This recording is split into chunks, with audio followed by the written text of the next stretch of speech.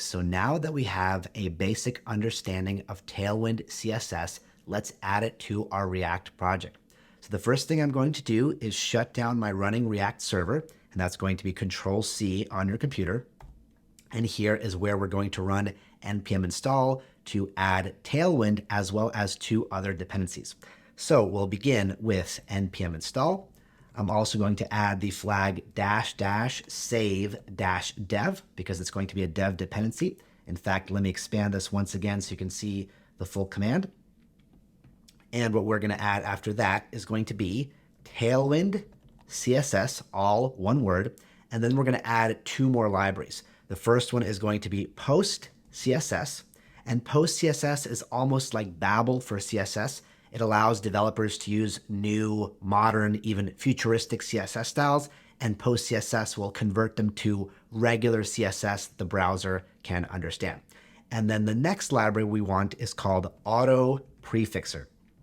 And what Auto Prefixer does is it normalizes CSS so that the attribute names work across all browsers, because different browsers like Chrome or Firefox or Safari or Opera might actually have slightly different CSS property names for certain styles. And this just makes sure that in the final build, when you produce the final CSS style, it's going to have all the required properties to support that style in whatever browser the app is being run in. So it's kind of a nice to have feature. It isn't critical to what we're learning here, but the Tailwind documentation recommends installing it alongside Tailwind. So it's going to be these three libraries, and I'm going to press enter to run that installation. And after this completes, we're going to use the npx utility. We used this earlier, of course, to utilize Create React App. It allows us to run an npm program directly from our command line. And what we're going to reference is Tailwind CSS, then a space, then the word init, and that is short for initialize, and then finally a space and -p.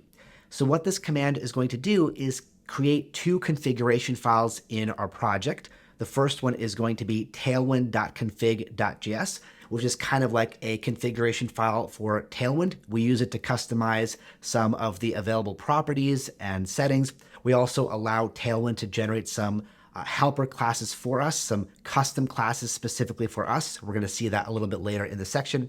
We do that kind of customization within the tailwind.config.js file.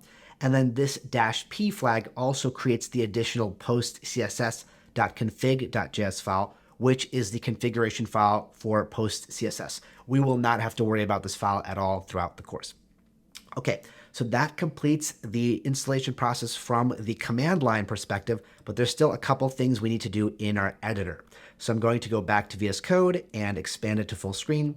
And you'll notice if I open up my File Explorer that we have those two files now at the top level of our project. The one I want to open right now is tailwind.config.js.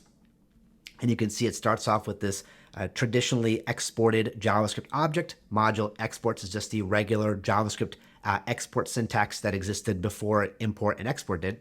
So this file is simply exporting this object, which is a configuration object for Tailwind. So by default, Tailwind doesn't know what files it should target. And within our project, all of our Tailwind styles or the Tailwind classes will be applied to components which are going to live in files with the extension JS or JSX. Because remember, in Create React App, your React component files can have either one of those two extensions. So what I want to tell Tailwind here is to look for Tailwind styles specifically in files with the extension JS or JSX. So right here in this content array, I'm going to do a line break, and I'm going to add a single string. And here we're going to specify the directory that Tailwind should look in. So we're going to do // that just means from the current directory. So where we are now, which is the top level of our project, I want to look inside the src directory, so source like so. Then what I want to say is any level of depth down. So no matter how many folders down, whether it be 1 or 5 or 10, I want Tailwind to find all of the relevant files that I'm looking for. And the syntax to do that is going to be 2 asterisks, then a /, then another asterisk. So this says any number of levels down, any number of folders or directories down, find all relevant files.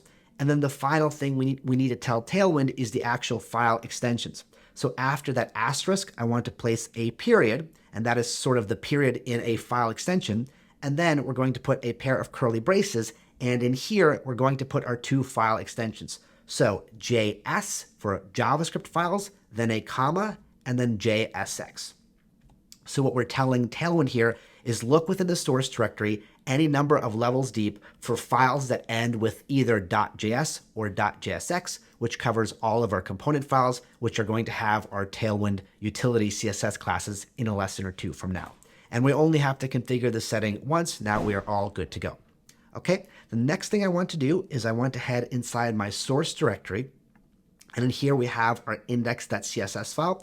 This is sort of some initial CSS styles for our project. We are actually importing this CSS file in index.js, where we bootstrap the React application. Here is the import, and we are not using CSS modules here, so these styles will apply globally. But as you can see, they just have some basic styles for the body and for the code HTML element, so nothing really crazy in here. And in here, we're going to need to add what are called Tailwind directives. And all this is going to do is enable us to use Tailwind's utility classes anywhere within our components. So similarly to what we did in tailwind.config.js, this is just a one-time setup process. This is like the installation phase of Tailwind, and then we will not have to worry about this again. So at the very top of the index.css file, I'm going to use a special syntax. It's not going to look like traditional CSS because it isn't, but don't worry, this syntax is valid because we're going to run everything, as we mentioned, through post CSS, which is going to understand what we mean. So here I'm going to write the @ symbol, then Tailwind, then space, then base, then a semicolon. What this is going to do is register a whole bunch of available Tailwind classes so we are ready to use them within the app. So I'm going to copy and paste this line twice down. And then for the second line, I'm going to replace base with components. And for the third line, I'm going to replace base with utilities. And this is going to enable essentially all available Tailwind classes to be used within the project. Now, don't worry, that's not actually going to increase our bundle size, because whenever you build a React app using Tailwind for production, it's actually going to look for the specific CSS classes you are using in line and only include those in the build. Because Tailwind has thousands of classes, as we mentioned, and we obviously don't want to include thousands of classes if we're only using, say, 50 of them in a project. So this is just configuring Tailwind to run. Don't worry, when you build the app, you're not going to include all of these classes in the production bundle. So we're not going to increase the size of the bundle for our end user. This is just a one-time setup process. All right, you'll notice we have a little bit of a VS Code warning because VS Code's CSS extension doesn't understand what the syntax means. That's because post CSS is what's going to be processing this, but VS Code is using regular CSS interpretation rules. Don't worry, we'll fix this problem in the very next lesson.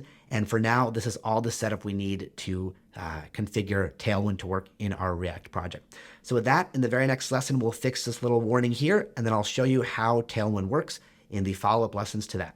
So lots of fun stuff up ahead, and I will see you in the next lesson.